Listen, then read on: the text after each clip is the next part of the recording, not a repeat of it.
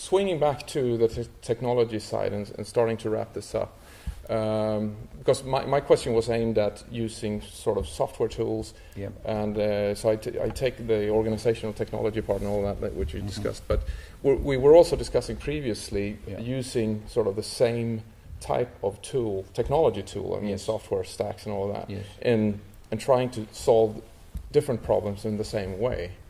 So I mean, these projects are becoming mythical almost. They're so large they can consume a whole company. If you look at ERP systems, etc. So is that the way of the future, you think? Look, certainly technology's got a huge role to play, because as Doug and I would say all the time, that at the end of the day, visibility is important in supply chain. We need the right technology in place so we can see what's going on in the supply chain, so that we sitting in the control tower can make the right decisions along the way.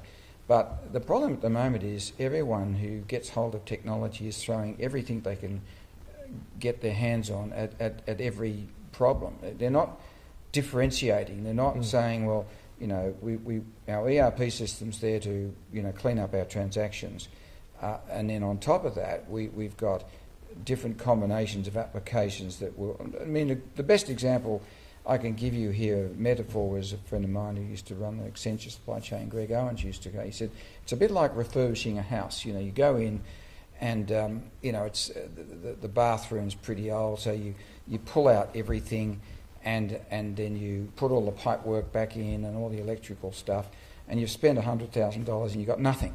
Now, that's the ERP system. You got nothing till you put the basins in and the switches and the utilities that you can use on top of that pipe work and stuff.